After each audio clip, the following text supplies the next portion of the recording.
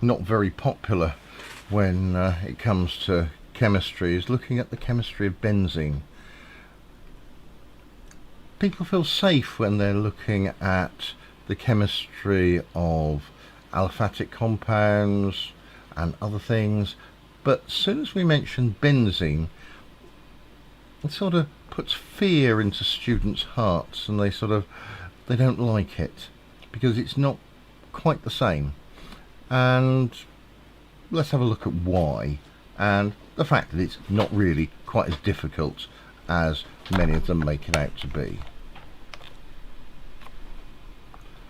Right, okay, so let's have a look at benzene.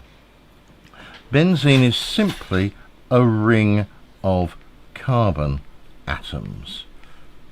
It's a ring of 6 carbons, and each one has 1 hydrogen attached to it. And we have a load of extra electrons zipping round. And so typically we draw this as a hexagon with a ring in it to try and show what it looks like. Some people still like using the old Kekulé structure, where we've got a double bond, a single bond, a double bond, single bond and a double bond. Both are perfectly acceptable in the exams, so there's nothing wrong with using either of these structures, but for many things this one explains what goes on much better.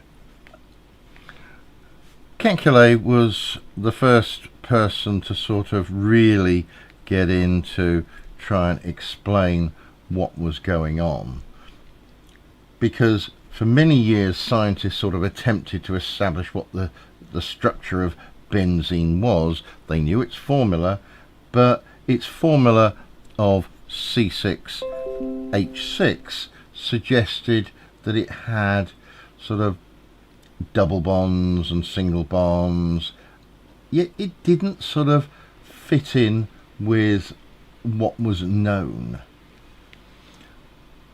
If we take something like cyclohexane, and this has got our 2 hydrogens on each one, life's easy. Now if we take one of these and turn it into cyclohexene, we've got a bond here which is going to be different to all the other bonds. We then move from there down to a structure which has, I'm going to draw it easier, 2 double bonds, and we can see that we've got single bonds and we've got double bonds. But as soon as we get to this structure with 3 double bonds, then it doesn't work. And when they measured the individual bond energies, they found out that this didn't work, that we had sort of a 1.5 bond, and this didn't sort of really explain what was going on. And so round about sort of 1929, I think it was, a crystallographer called Kathleen Lonsdale found out that basically instead of having long bonds and short bonds, all the bonds were the same length. We know that a double bond length in a carbon is about 0.134 nanometers in length. We've got a single bond, and this is longer, 0.153 nanometers in length. And our benzene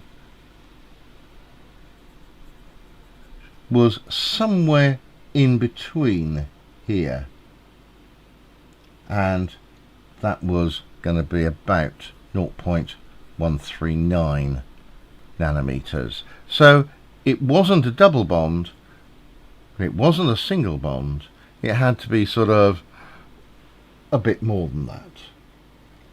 So what does benzene really look like? Well, this is where I sometimes wish I had a little model of this to try and make life easier. What we'd expect for one of these structures is sort of a ring shape. I'm going to put the carbons in, and that's going to sort of come out a little bit.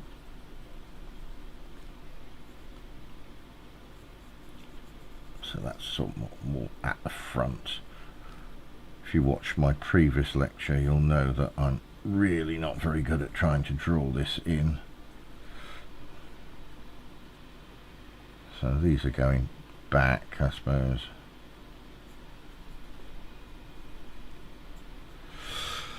I suppose I could make them go sideways a little bit more. It might be easier when I'm trying to draw the next little bit in for you. Right, so we've got this sort of basic structure. Now, this basic structure, I've got these orbitals. These are, if you like, the p orbitals, and they're going to be above and below the ring.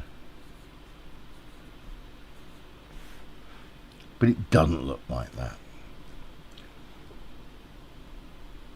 What we've got instead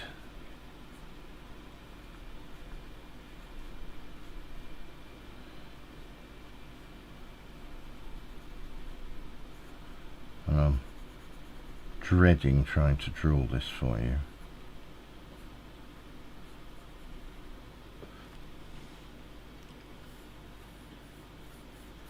Is some sort of ring above and some sort of ring below, and these are basically delocalized electrons.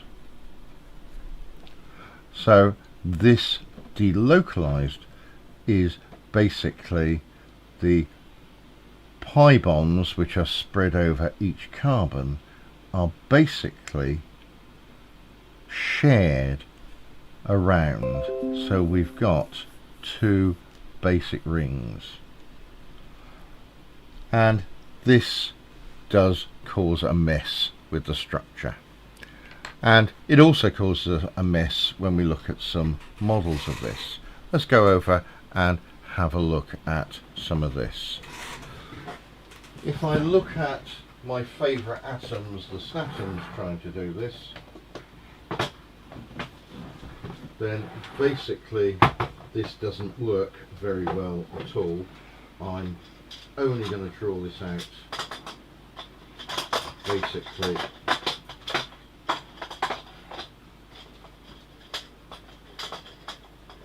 like this.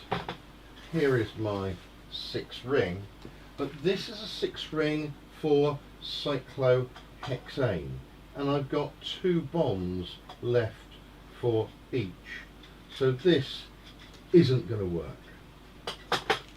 So I'm going to have to resort to my other modelling kit, and here I've got 2 sorts of carbon atoms. I've got these which have got 4 bonds, and I'm going to try and touch it with the 4, and we've got these which are for benzene, which have got 3. So let's try and draw it, make up a model of benzene, and I'm going to do it with these little sticks, and you'll see that these are quite difficult to push together.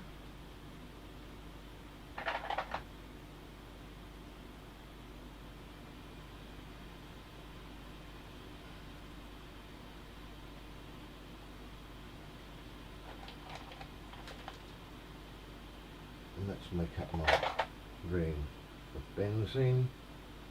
I do seem to have one of these that's quite tough.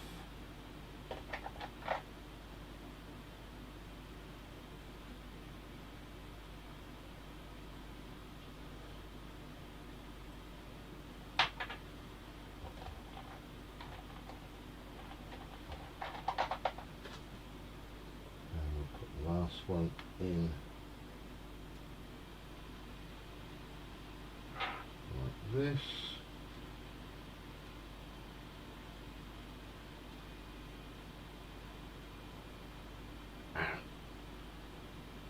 By gum, I'm not strong enough to get that one in. I've got my structure of benzene. Now, if we look at this, it's nearly flat and level. It would be if I could get this one in. I'm going to cheat and that's a problem with that one.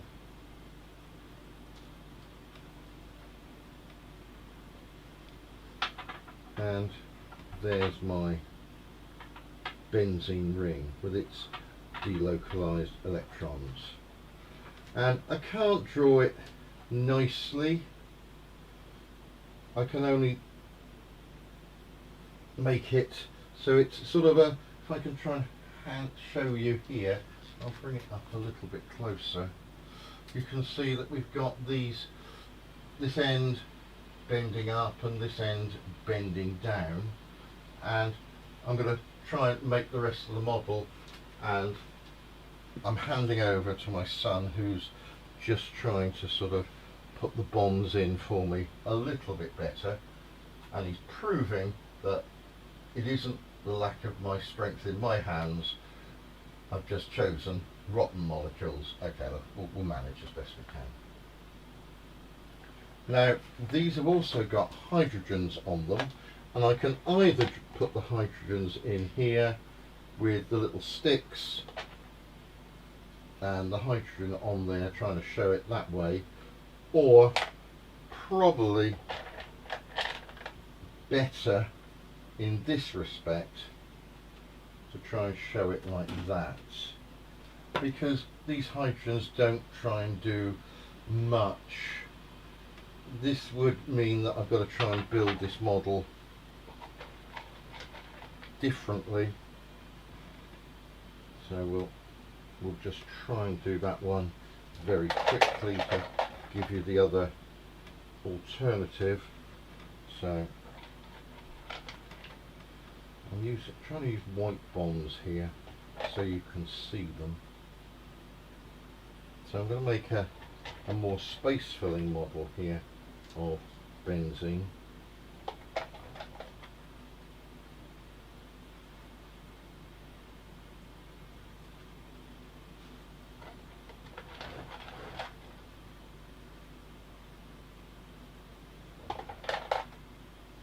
Depends how strong I am trying to join some of these atoms together. The last one I've usually find it's easier to stick in by making it up first.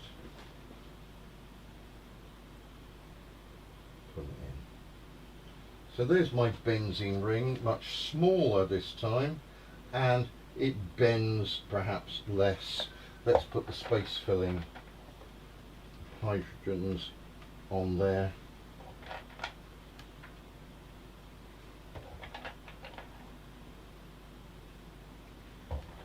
And this gives us the model of benzene that we can sort of look at and play with for the rest of the session. So there's my benzene. It doesn't look too bad. Alternatively, we can look at it with these bonds on this way.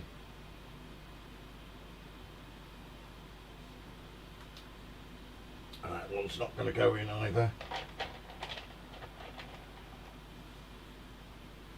So we can see that we're going to get a model looking like this. I'll finish that one off a little bit later for you. In fact, I'm actually not going to do that. While I talk to you about the next little bit, the model will suddenly be completed, because what I'm going to do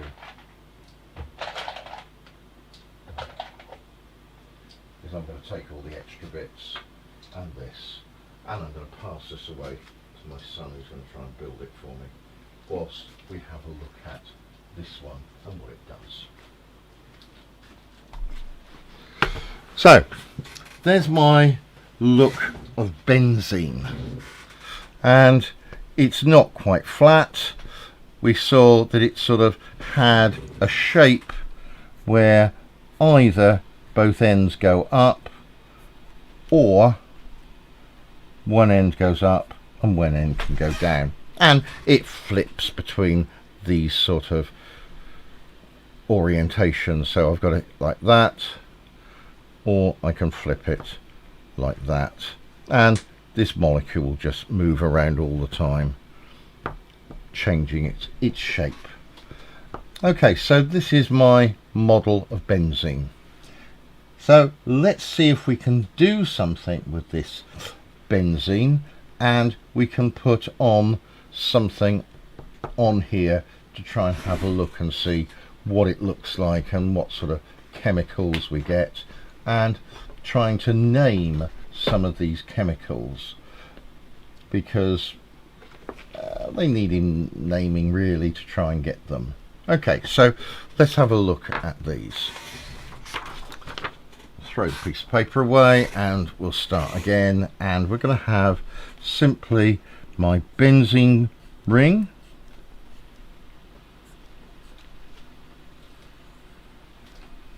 There we are. I've drawn all the hydrogens on there, but one of them I'm going to change to a chlorine.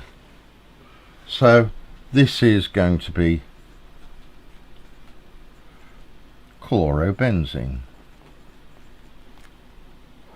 just by putting on there and substituting it in. So when we try to name some of these things, they're relatively easy. We can have a bromobenzene,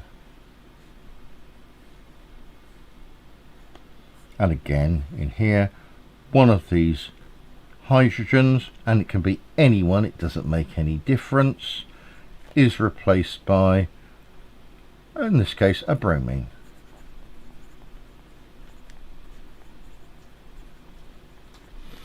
We don't need to say specifically where it is or anything else, because it's simply just somewhere on the benzene group. We can put in other groups on here. So let's start with our benzene, and we can put something like NO2 on here, and this will make nitrobenzene.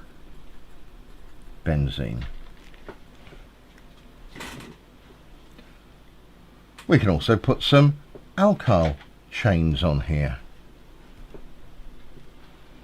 So what I could do is I could simply take my chain, my benzene, and add here CH3. This is methyl benzene.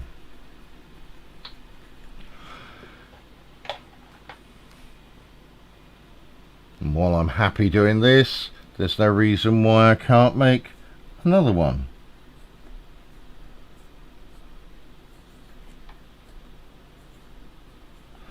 Put OH on there.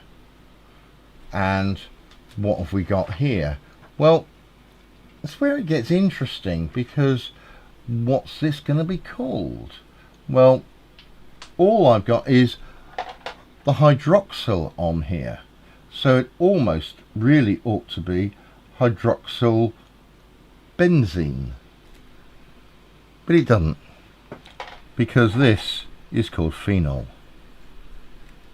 And if you go back and have a look at methyl benzene, this also has a different name. This is toluene.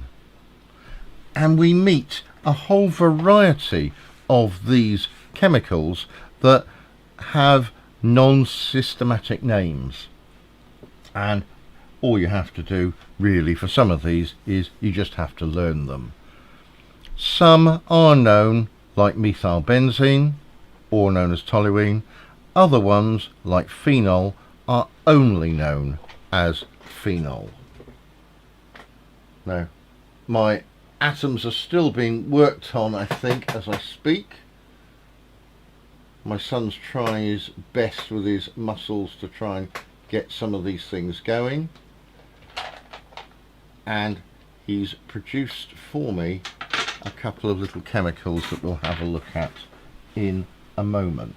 So we've got this idea of single substitution, putting in chlorobenzene, bromobenzene, nitrobenzene, methyl benzene and phenol. But we could do something a little bit more exciting, and let's try to do a double substitution. So let's start off with my benzene group, and what we'll do is we'll put on here a methyl group, CH3, and here we'll decide to put in a bromine group, and we've got to decide what we're going to call this. So benzene could undergo a reaction to make methyl benzene, and then we could put on here a substitution to replace this hydrogen here with a bromine atom. So what's the name of this compound? Well, we start off with the stem, the longest chain of carbon atoms, and that's the benzene ring. Now we've got to put some prefixes in here. There's one methyl group on the ring, there's one bromine group. B becomes before M, so this is going to have to be bromo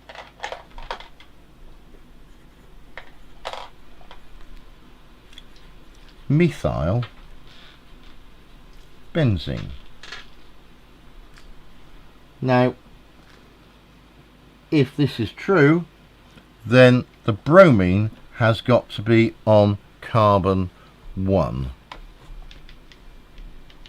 So this is going to be 1 bromo, and then where's our methyl group? Well, it's on the next one round, and you can either count round this way or round that way, but we want to go to the nearest, so this one is going to be 2. So this is going to be 1 bromo, 2 methyl benzene. Let's see what we've got.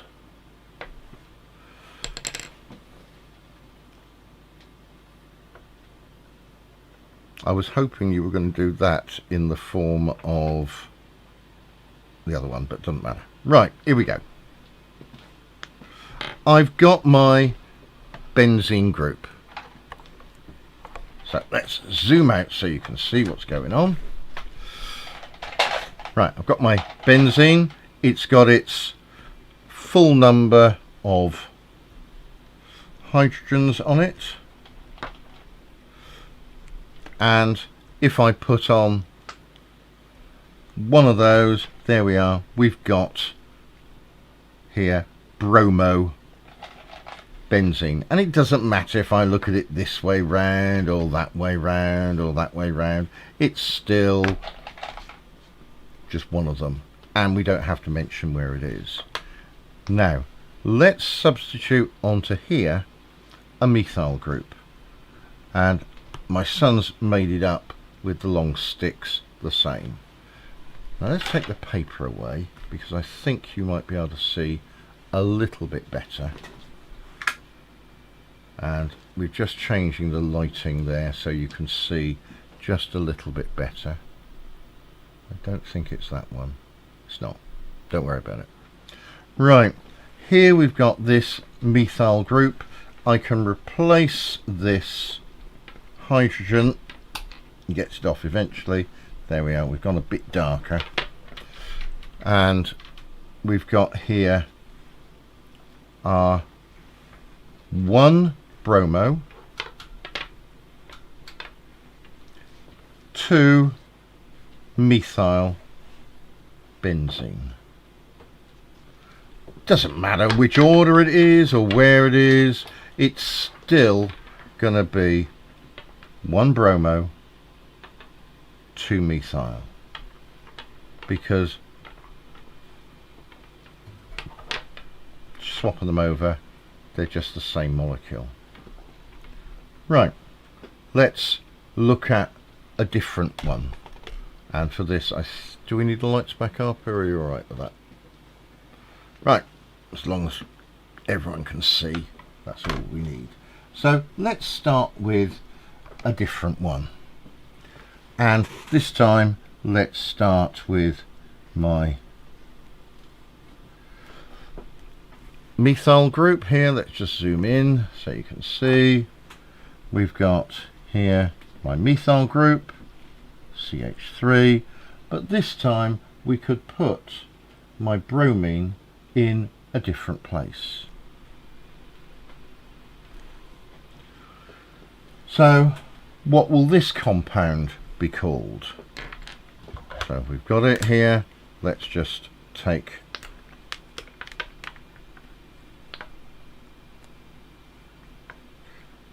these off.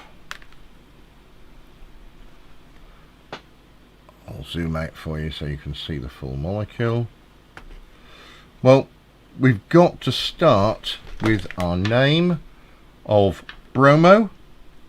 So this is in the 1 position, and this is going to be the 2. Doesn't matter which way we go round, because we're looking for the lowest number on the next one.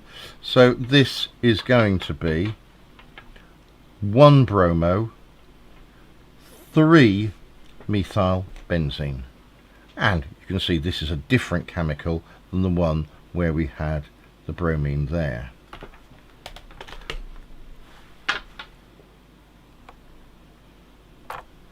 So this is going to be 1 bromo,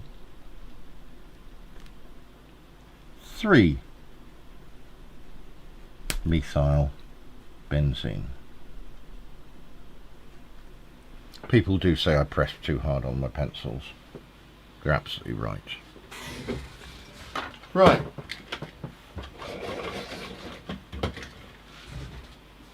But I do have a sharpener. Right, so let's see what else we've got. Let's do one other version of this.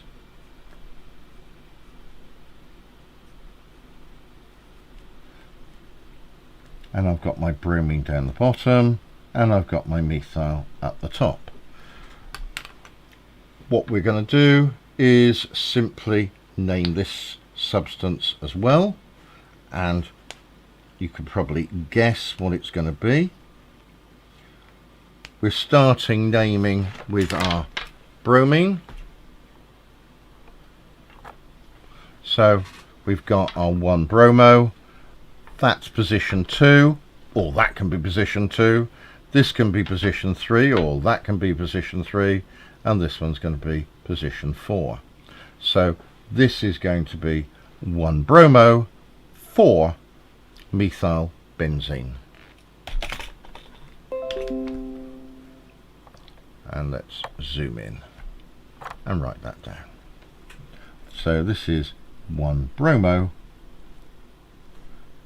4 methyl benzene. We can put in all sorts of different substitutions on here to do all sorts of things. So what I could do is I could replace some of these atoms. Let's just do that. I'll take my methyl group off, and let's change my bromine, and if I zoom out for you, we can see we can put on here this nasty little critter. This nasty little critter, then we've got our benzene ring, we've got the blue of nitrogen and the red of oxygen, and we've got a double bond here, we've got a single bond, and we've got something that's fairly reactive. So this is nitrobenzene. What could I do with my nitrobenzene? Well, we could start with something else. Let's start with putting on perhaps a methyl group to start with. So we'll start with a methyl group, and when we react our methyl group on our benzene and we react this with an NO2 group, we get nitro here. So this is going to be a decision we've got to make. We've got M for methyl benzene, and we've got N for our nitro. So if we're going to name this chemical,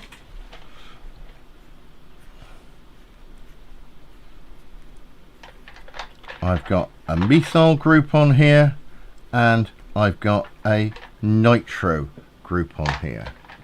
So this is going to be 1-methyl, because it's earlier in the atom, in the alphabet, 2-nitrobenzene.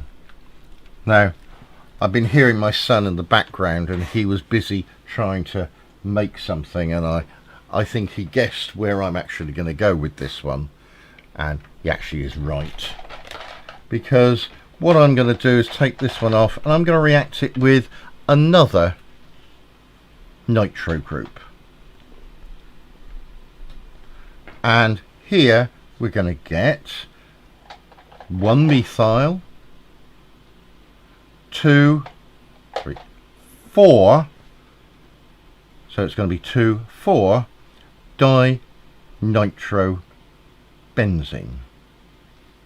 Let's react it a bit more with this nitro group.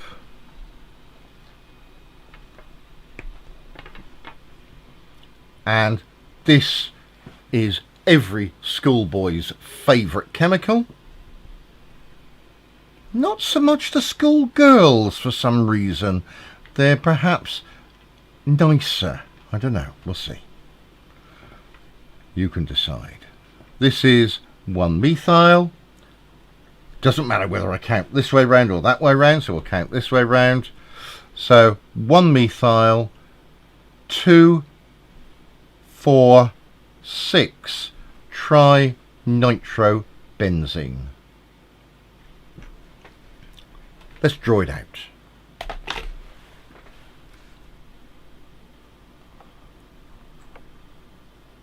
So I've got my benzene group, my benzene ring, I've got my methyl group on here, and I've got my NO2 here, an NO2 here, and an NO2 here. And we said this is 1-methyl, 2,4,6-trinitrobenzene.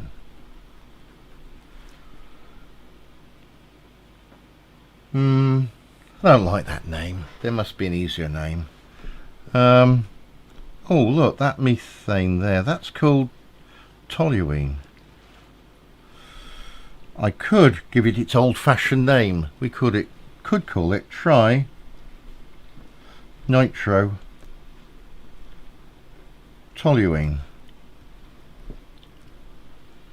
or we could call that TNT for short. And TNT, this is high explosive and good fun to play around with. Playing around with this in the lab is best described as exciting and at worst explosive. And if you're lucky enough to start playing with this, then basically my recommendation is get somebody else to be playing with it, because you probably want to keep your fingers and arms and head and legs and body all together, because this stuff is particularly nasty. Why is it nasty? Because it's got lots of nitrogen with its own built-in oxygen, and this makes it react really quite violently.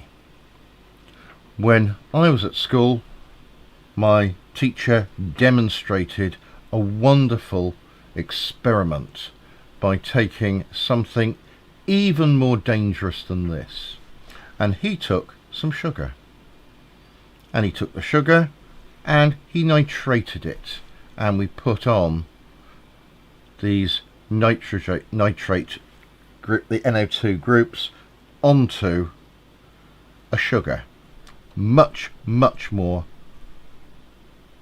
in the way of these groups on there, much more unstable. If you touched the chemical, it exploded, and he did that for us, and we lost a door very quickly. Good fun. So we can substitute all sorts and manners of chemicals on here, making all sorts of things. Let's get this back to where it was. So I'll take these nitrate groups, the methyl group off, and we're back with pure benzene. Here we are. Now this benzene, I'm going to put that one on only to take it back off. We can play with other things. So if I substitute this for something else, we could put a nitrogen on here with a couple of hydrogens. This is an amine, and this is, well, what name would you give this? This is going to be, is it going to be benzene amine? Is it going to be 1-nitro amine, 1-amine benzene? Or maybe this has got a different name. What's it called, Paul? Do you know? This, I can't cope with it called amine benzene. I think that's horrible. It just don't work, does it? Paul just nodded and waved to me and didn't bother to tell me. Let's see, I've got my benzene ring.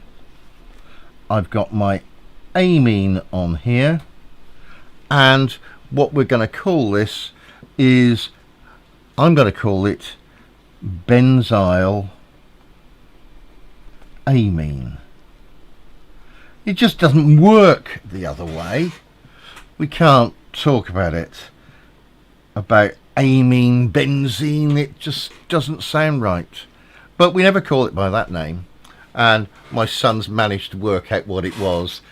Did you know or did you not? You can say so they can hear you. But no, he's not. He's going to be scared. And this is called aniline. And if you go into stores and you try and ask for benzyl amine, they normally look at you like you've lost your brain or something. But if you ask for aniline, you get it. And in the same way that if you go and ask for hydroxy benzene with this group on there, then that one is called phenol. So this isn't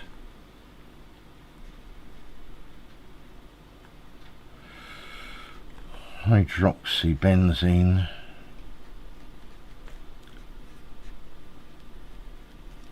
but it's just called phenol instead, and it's easier. So where have we got to so far? We've looked at doing single substitutions in the names, we've looked at doing multiple substitutions in the names and getting a whole series of different chemicals.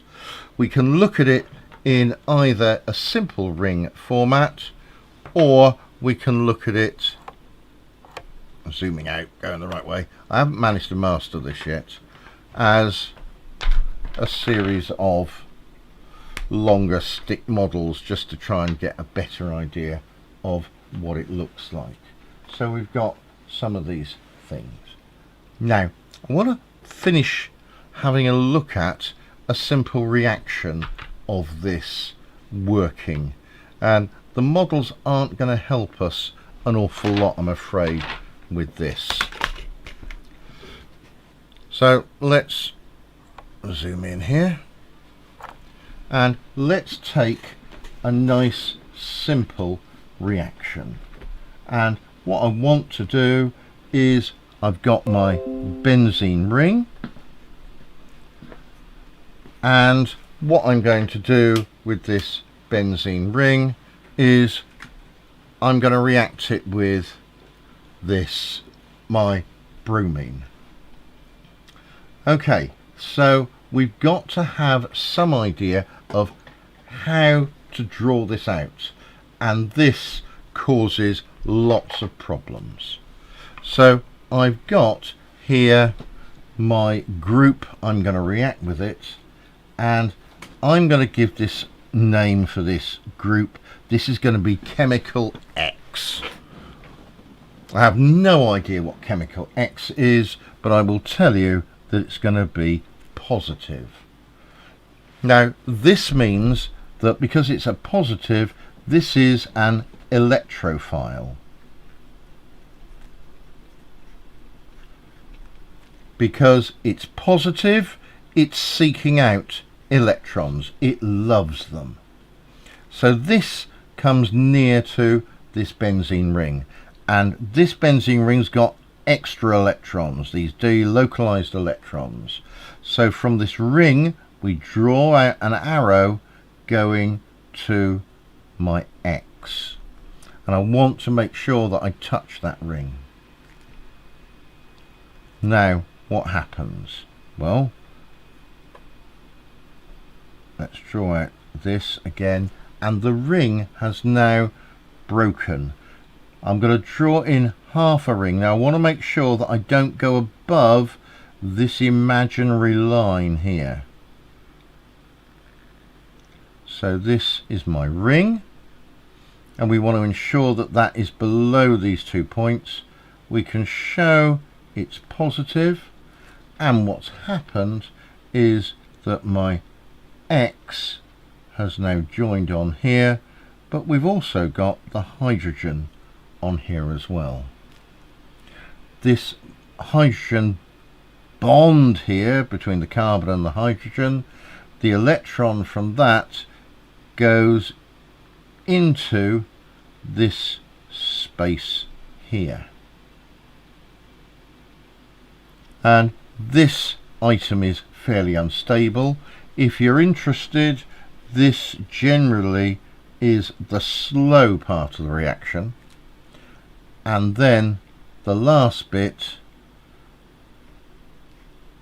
where we get my benzene ring reforms, we've got chemical X, whatever that's going to be, on there, plus I'm going to get my hydrogen ion released, H+. So this is electrophilic substitution. And this is where most students would like to have a little bit of fun. So let's look at having that little bit of fun. And to do this, we want to put in a positive group, and the positive group here, well, I can think of one. It might be by doing nitration. So let's take my benzene,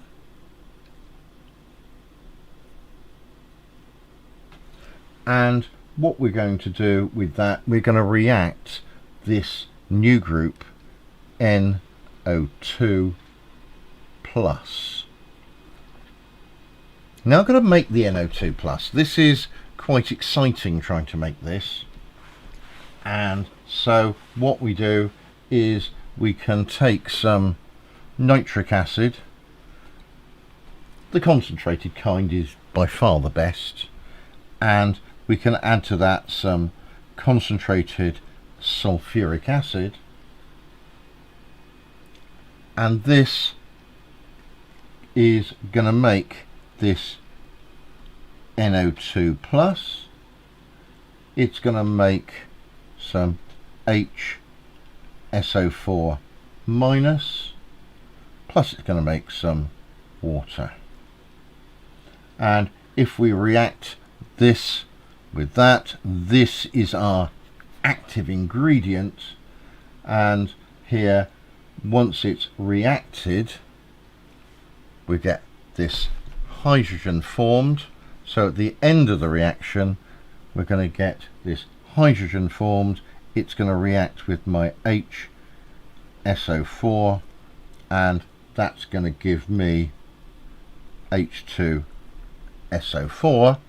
So at the end of the reaction the H2SO4 will be regenerated, so we can see this is a catalyst. Let's look at the reaction. I've got then my benzene ring, I've got my positive group NO2 plus, and it's going to react. So our next job is to draw this ring in, not going above that line, put a plus in, putting in my H, putting in my NO2, both are attached. This hydrogen from that line goes in here, and that is going to give me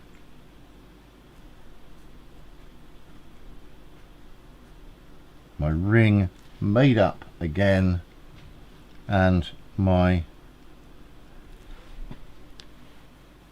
NO2 group attached. So this is going to give me my nitrobenzene.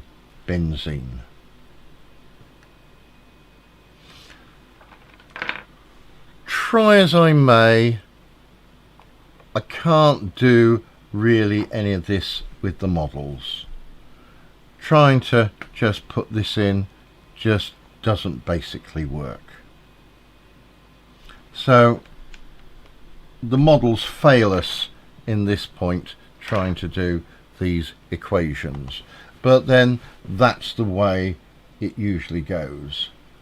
If you want to try other things, you want to try halogenation, then it works the same.